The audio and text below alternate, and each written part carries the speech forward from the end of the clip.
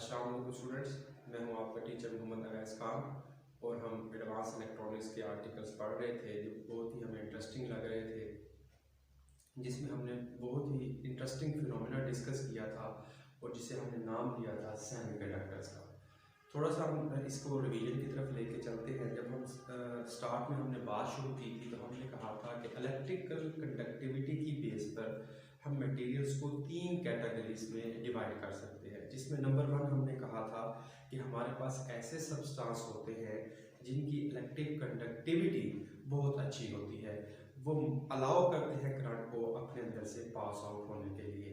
और वो क्यों अलाउ करते हैं? बिकॉज उनके पास फ्री इलेक्ट्रॉन एक्सेस में मौजूद होते हैं। और ऐसे मटेरियल्स को हमने नाम दिया था कंडक्टर्स का। फिर हमने इलेक्ट्रिकल कंडक्टिविटी की बेस के ऊपर मटेरियल को जो सेकंड कैटेगराइज किया था, सेकंड कैटेगरी में लेके गए थे, वो हमने कहा था इंसुलेटर्स। इंसुलेटर ऐसे मटेरियल्स हैं जिनके पास फ्री इलेक्ट्रॉन मौजूद नहीं होते, सो वो क्या करते हैं, करंट को पास करने की इजाजत नहीं देते।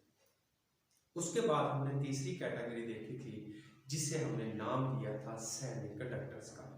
हमने ये कहा था कि इनकी इलेक्ट्रिकल कंडक्टिविटी इन बिटवीन होती है कंडक्टर्स के दरमियान और इंसुलेटर्स के दरमियान। ये ना तो गुड कंडक्टर होते हैं ना ये गुड इंसुलेटर।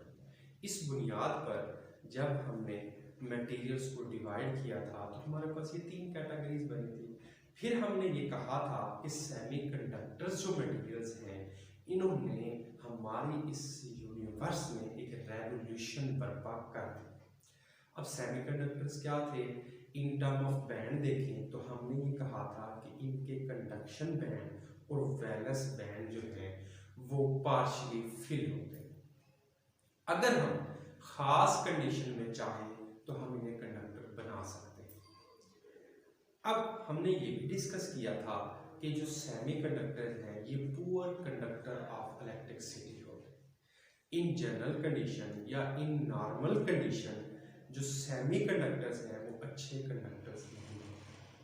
और जब हमने डिस्कस किया था प्योर कंडक्टर में या इंट्रिंसिक सेमीकंडक्टर में, तो हमने ये कहा था कि जो प्योर सेमीकंडक्टर्स हैं जिन्हें हमने नाम दिया था इंट्रिंसिक सेमीकंडक्टर, तो उसमें हमने ये देखा था कि जो सिलिकॉन के एटम्स हैं वो अपने नेबरिंग एटम के साथ कोवलेंट बॉन्ड बनाते हैं। अब जब ये अपने नेबरिंग को एटम्स, सिलिकॉन एटम्स के साथ कोवलेंट बॉन्ड बनाते हैं, तो इसका मतलब क्या हुआ कि वो अपने इलेक्ट्रॉन्स को शेयर करते हैं नेबरिंग एटम के साथ। तो इससे होता क्या है कि जब ये अपने इलेक्ट्रॉन्स को शेयर करते हैं नेबरिंग एटम के साथ और क्या बनाते हैं, कोवलेंट बॉन्ड बनाते हैं, तो इस सूरत में इनके पास इलेक्ट्रिसिटी को कंडक्ट करने की जो सलाहियत होती है वो कम हो जाती है, बिकॉज यहाँ पे कोई भी फ्री इलेक्ट्रॉन हमारे पास नहीं बचता। और हमें ये बात अच्छे तरीके से पता है कि किसी भी मटेरियल में कंडक्शन बेसिकली रिलेट करती है, लिंक करती है फ्री इलेक्ट्रॉन के साथ।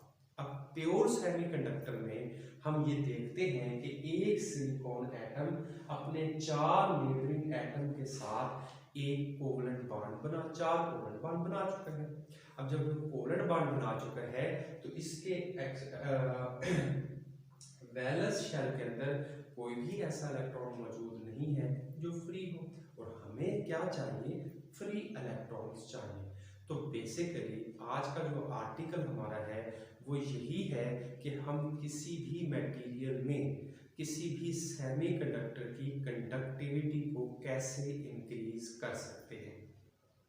अब बेटा, सेमीकंडक्टर की कंडक्टिविटी को इंक्रीज करने के 2 मेथड्स हैं।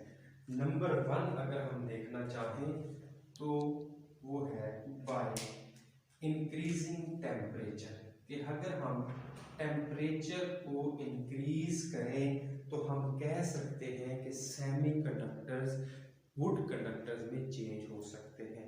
हम क्या करें, हम किसी भी सेमीकंडक्टर के टेम्परेचर को इंक्रीज करें, इतना इंक्रीज करें कि हमारे पास जो कोवलेंट बॉन्ड है ये ब्रेक कर जाए।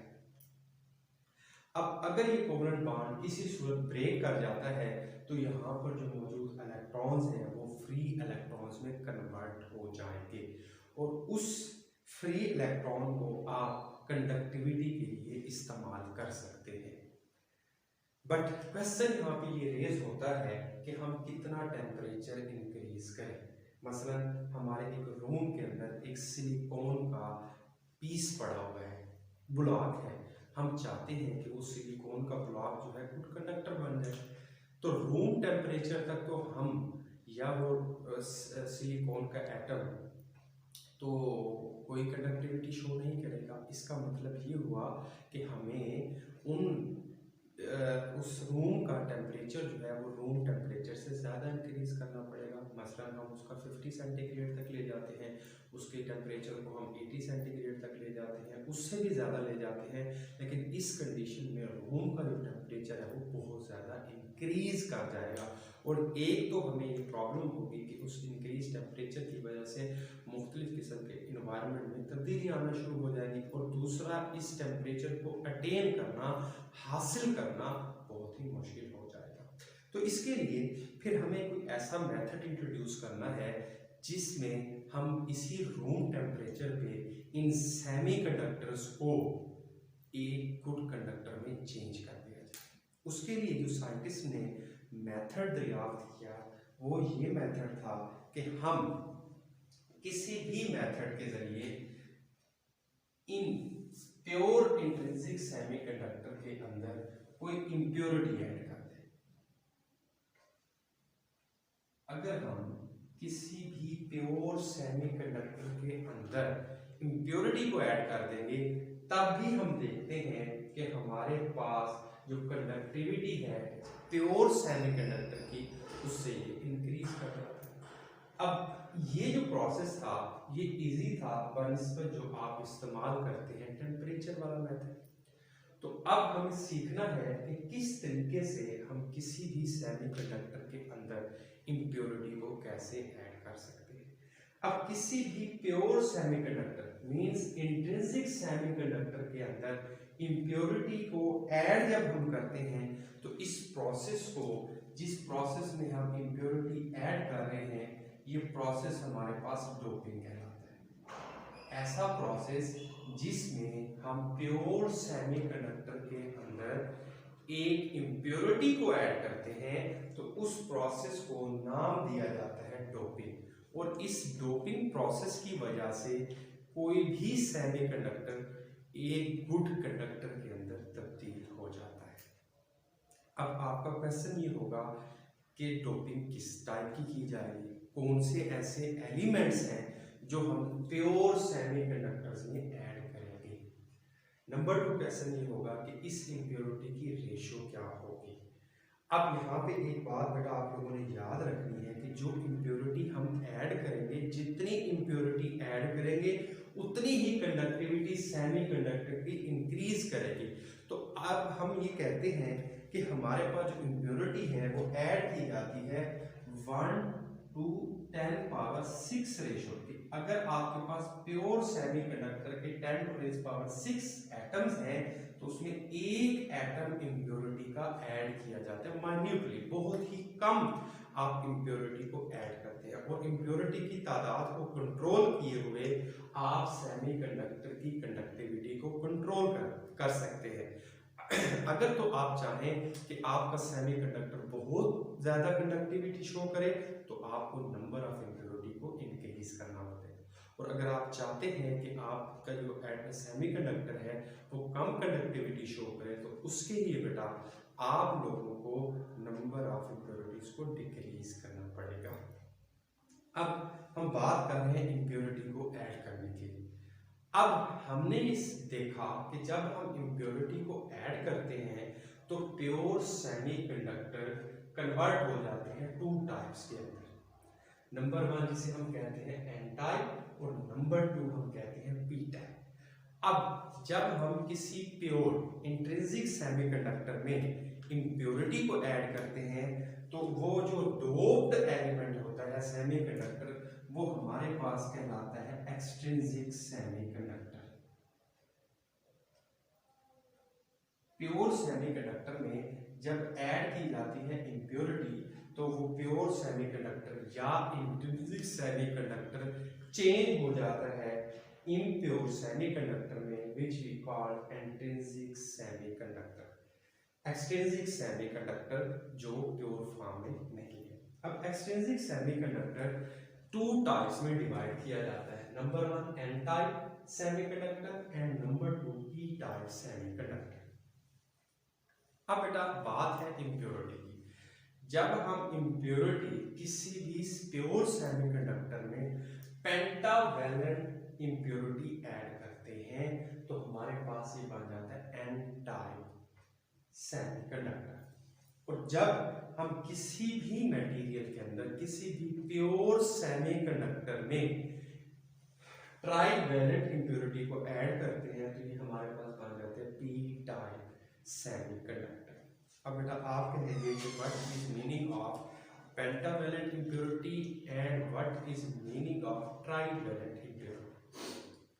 अब बेटा पेंटावैलेंट इम्प्योरिटी वो इम्प्योरिटी है जिसके वैलेंस शेल के अंदर हमारे पास 5 इलेक्ट्रॉन्स मौजूद हों, वो इम्प्योरिटी कहलाएगी पेंटावैलेंट इम्प्योरिटी। दोबारा सुन लें कि ऐसी इम्प्योरिटी जिसके वैलेंस शेल के अंदर हमारे पास 5 इलेक्ट्रॉन्स मौजूद हों वो इम्प्योरिटी कहलाएगी पेंटावैलेंट इम्प्योरिटी। फॉर एग्जांपल हम उन मटेरियल्स को डिस्कस करने की कोशिश करते हैं तो हमारे पास हम देखते हैं कि आर्सेनिक, फास्फोरस, बिस्मथ ये ऐसे एलिमेंट्स हैं जिनकी आउटर मोस्ट शेल के अंदर 5 इलेक्ट्रॉन मौजूद होते हैं, जबकि हमारे पास ऐसी इम्प्योरिटी जिसमें गैलियम, ईडियम और बोरॉन ये वो एलिमेंट्स हैं जिसके आउटर मोस्ट शेल के अंदर हमारे पास 3 इलेक्ट्रॉन मौजूद हैं। इस वजह से इन एलिमेंट्स को हम कहते हैं pentavalent impurities and these elements are called trivalent impurities. इसका मतलब ये हुआ कि जिस टाइप की हमें इम्प्योरिटी ऐड करनी है उसी टाइप के हमारे पास सेमीकंडक्टर्स आ जाए। अच्छा बेटा, अब हमने जब करंट इन सेमीकंडक्टर का आर्टिकल डिस्कस किया था तो उसमें हमने ये डिस्कस किया था कि सेमीकंडक्टर में करंट 2 फोर्सेस की वजह से होता है। Number 1 due to free electron and number 2 हमने कहा था कि वो क्या है, वो होल्स है। इसका मतलब सेमीकंडक्टर में करंट सिर्फ फ्री इलेक्ट्रॉन की वजह से नहीं होता, बल्कि हम कहते हैं कि सेमीकंडक्टर में जो करंट है वो ड्यू टू होल्स भी होता है और ड्यू टू इलेक्ट्रॉन भी होता है। तो अगर हमें सेमीकंडक्टर की कंडक्टिविटी को इंक्रीज करना है या तो नंबर ऑफ होल्स को इंक्रीज कर दिया जाए तब भी सेमीकंडक्टर गुड कंडक्टर में कन्वर्ट हो जाएंगे, या इसकी दूसरी सूरत ये है कि हम किसी तरीके से फ्री इलेक्ट्रॉन को ज्यादा तादाद में पा लें या फ्री इलेक्ट्रॉन्स अवेलेबल हो जाए तो हम क्या कहेंगे कि सेमीकंडक्टर जो है वो गुड कंडक्टर के अंदर चेंज हो गए हैं या कन्वर्ट। अब बेटा अगर हम प्योर सेमीकंडक्टर की बात करें तो हमारे पास हम देखते हैं कि ये एक ब्लॉक है जिसमें सिलिकॉन है। सिलिकॉन हमारे पास यहाँ अवेलेबल है। अब ये प्योर फॉर्म में सिलिकॉन क्या करता है, कोवलेंट बॉन्ड बनाए हुए हैं। अब हमने एक मेथड तो कैंसिल आउट कर दिया हुआ है कि हम इसका ये कोवलेंट बॉन्ड जो है उसे किसी भी सूरत नहीं तोड़ेंगे, बल्कि हम चाहेंगे कि ये जो सिलिकॉन है प्योर सिलिकॉन ये प्योर ना रहे बल्कि ये हमारे पास इम्प्योर हो जाए। तो बेटा हमने कंडक्टिविटी इंक्रीज करनी है और कंडक्टिविटी कैसे इंक्रीज करनी है, इस प्योर सिलिकॉन को इम्प्योर बनाकर। उसे हम कैसे करेंगे बेटा, हम करते ये हैं कि हम यहाँ से इस एक सिलिकॉन को रिप्लेस कर देते हैं विद पेंटावैलेंट इम्प्योरिटी। फर्ज करें मैं यहाँ पे फास्फोरस को ऐड कर देता हूँ। एक सिलिकॉन के एटम को मैंने किससे रिप्लेस कर दिया, फास्फोरस के एटम के साथ। अब बेटा हुआ क्या कि हमें पता है कि फास्फोरस के पास कितने फ्री इलेक्ट्रॉन्स हैं या कितने वैलेंस इलेक्ट्रॉन हैं, वो हमें पता है 5।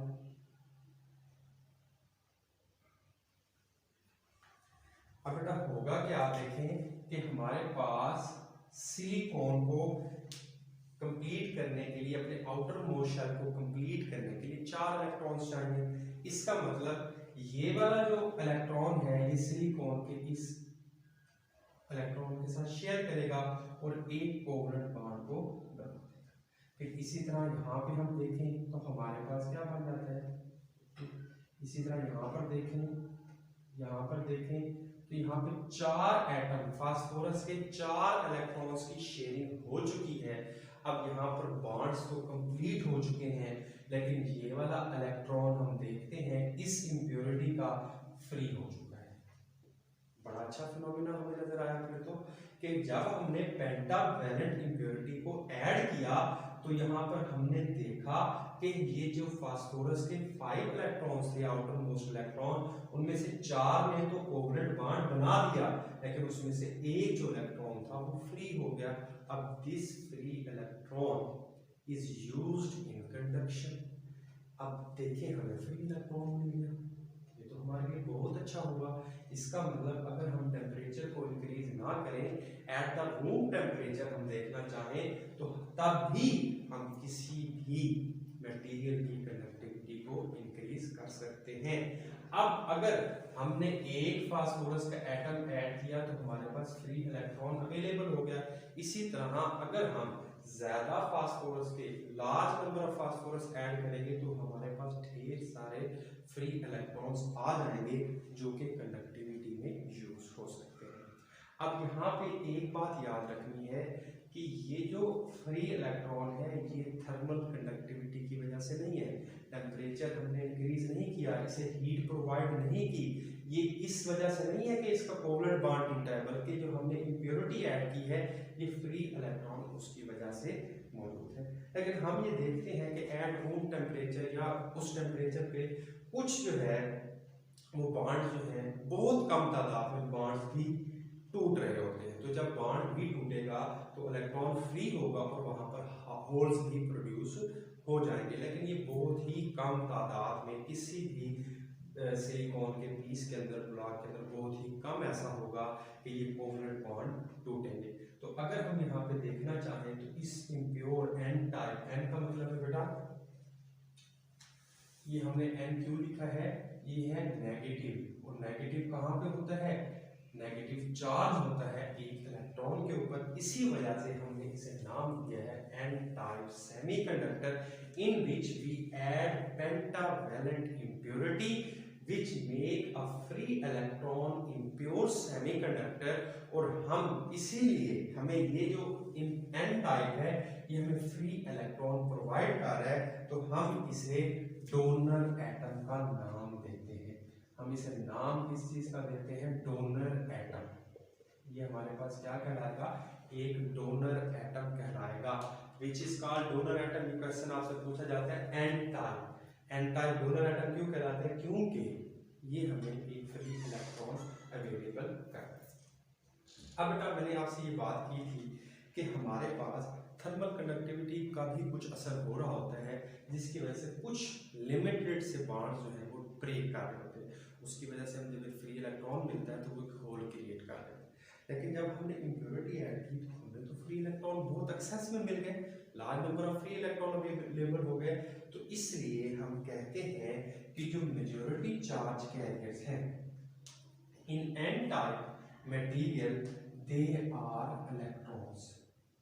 Electrons are majority charge carrier, majority charge. N type material में बेटा मेजॉरिटी चार्ज कैरियर कौन से हमारे पास है, वो है इलेक्ट्रॉन्स। और अब हमारे पास हम देखते हैं कि होल्स भी डेवलप हो रहे हैं, तो इसका मतलब क्या हुआ कि होल्स तो बहुत ही कम तादाद में हैं। तो इसलिए हम कह सकते हैं कि जो माइनॉरिटी चार्ज कैरियर हैं वो कौन से हैं, holes. Holes are minority charge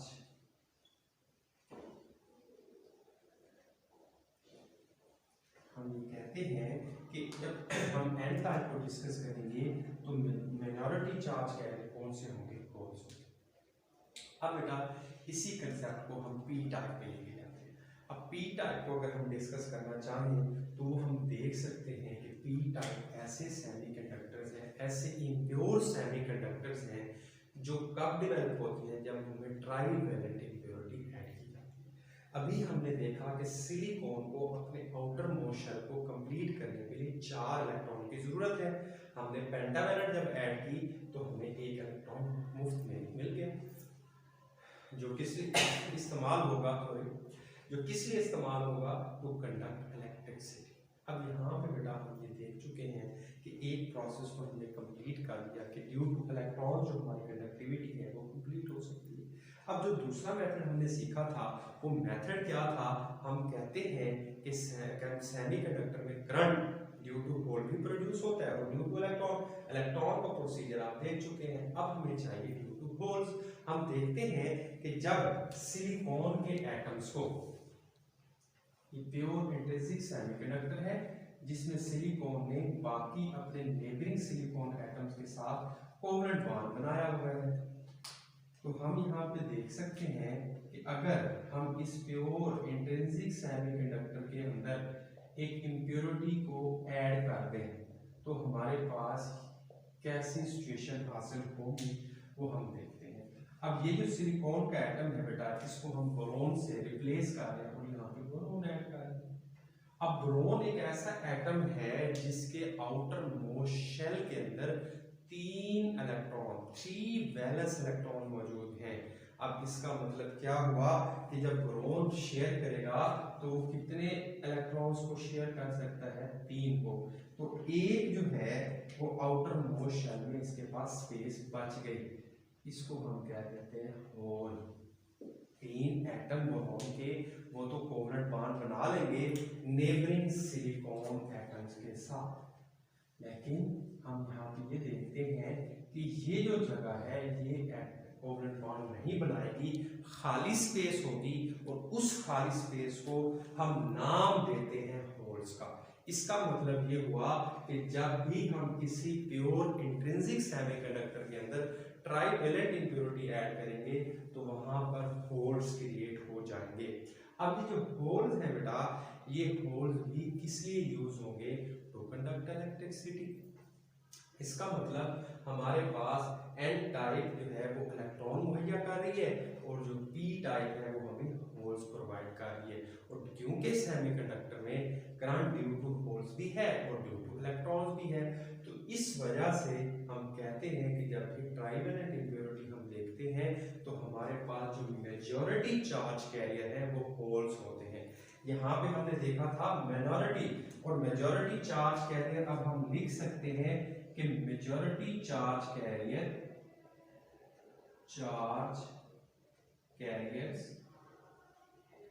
are holes. तो यहाँ पे हमें ये पॉइंट क्लियर हो गया। अब हम ये कहते हैं कि थर्मल कंडक्टिविटी का भी कोई असर होता है, तो उस वजह से बेटा हमारे पास जो असर होगा उस वजह से जो इलेक्ट्रॉन्स होंगे वो माइनॉरिटी, तो यहाँ पे अब हमारे पास जो इलेक्ट्रॉन्स हैं वो क्या बन चुके हैं, electrons are minority charge carrier. जो हमारे पास इलेक्ट्रॉन है वो माइनॉरिटी चार्ज कैरियर्स के तौर पर इस्तेमाल होंगे।